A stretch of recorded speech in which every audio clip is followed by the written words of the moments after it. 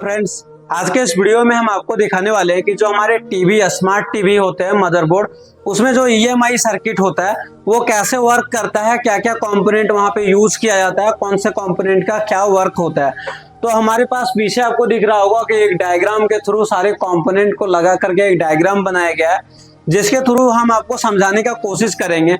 कोई भी टीवी के मदरबोर्ड को आप ले लेंगे और उसके ईएमआई सर्किट को चेक करना स्टार्ट करेंगे तो आपको ये सारे कंपोनेंट से ही गुजरना होता है और यही कंपोनेंट वहां पे इंस्टॉल होता है। तो चलिए इस डायग्राम के थ्रू हम देखने का समझने का कोशिश करेंगे कि कैसे हमारा टीवी का ईएमआई सर्किट काम करता है। और ईएमआई सर्किट का काम होता है बोर्ड को सेफ्टी देना, बोर्ड को ओवर वोल्टेज से प्रोटेक्शन देना और एसी सप्लाई को डीसी सप्लाई में कन्वर्ट करना होता है।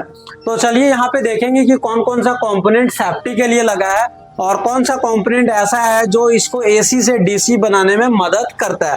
तो सबसे पहले अगर आप यहाँ पे देखेंगे तो यहाँ पे आपको दो कनेक्टर देखने को मिलता है। एक हमारा लाइन होता है, दूसरा हमारा न्यूट्रल होता है।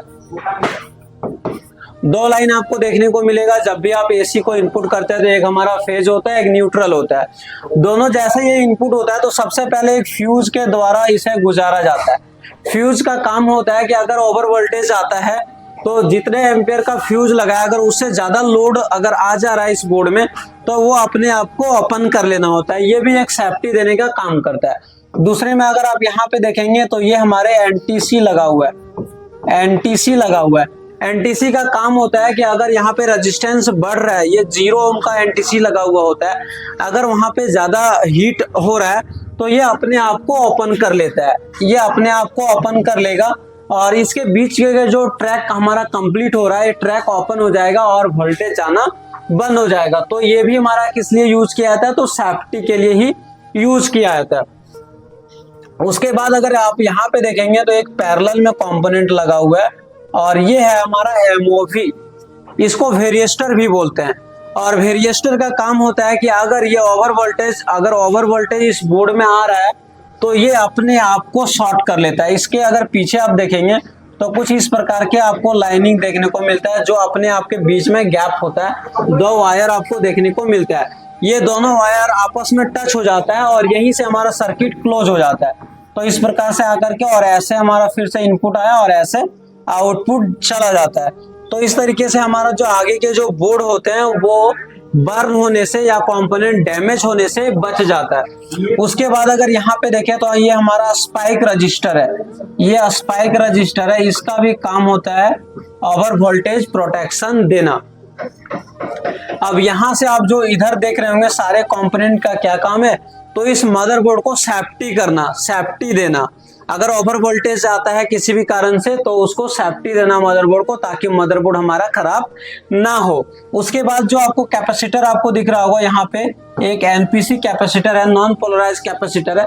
इसका वर्क होता है जो हमारे एसी वोल्टेज आ रहा है, इसमें जो भी फ्रीक्वेंसी है या फिर जो भी कुछ चीजें इसमें प्रॉब्लम्स है या फ्रीक्वेंसी जनरेट होता है, उसको कम करके और आउटपुट करना। तो यहाँ से इसे कम करके और आगे एक कॉइल में इनपुट करा दिया जाता है। इस कॉइल के अंदर इनपुट होता है और यहाँ पे भी इस कॉइल का भी काम होता है कि जो फ्रीक्वेंसी, अगर ज्यादा फ्रीक्वेंसी है एसी वोल्टेज में तो उस फ्रीक्वेंसी को कम करके और सेम यहाँ से इसको ब्रिज रेक्टिफायर पे इनपुट करा दिया जाता है। तो ब्रिज रेक्टिफायर का ये हमारा एसी टर्मिनल है और ये भी हमारा एसी है, दोनों एसी में इनपुट हो जाता है।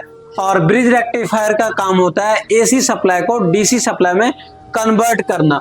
इसकी टेस्टिंग होता है, अगर आप एसी टू एसी चेक करेंगे तो मल्टीमीटर डायोड रेंज में सेट करके अगर एसी टू एसी चेक करते हैं तो नो वैल्यू आएगा।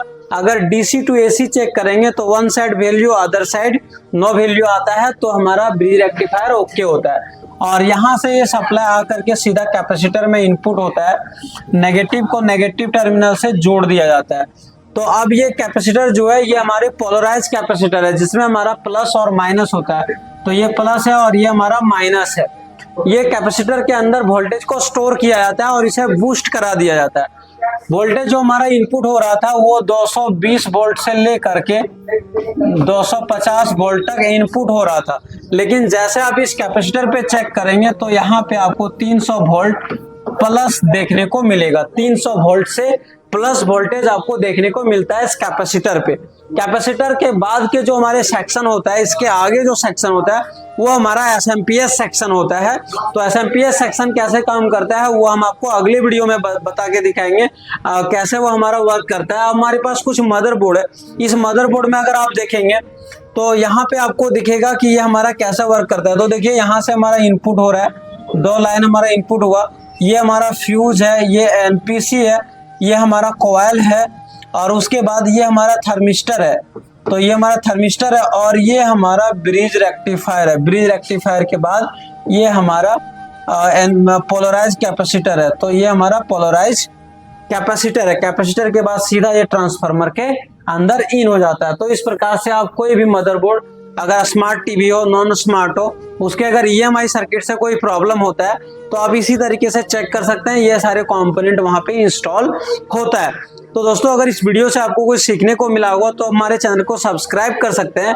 और अगर आप स्मार्ट टीवी रिपेयरिंग सीखना चाहते हैं, कंप्लीट चीप लेवल ट्रेनिंग लेना चाहते हैं, तो आप हमारे SMTC धनबाद को ज्वाइन कर सकते हैं।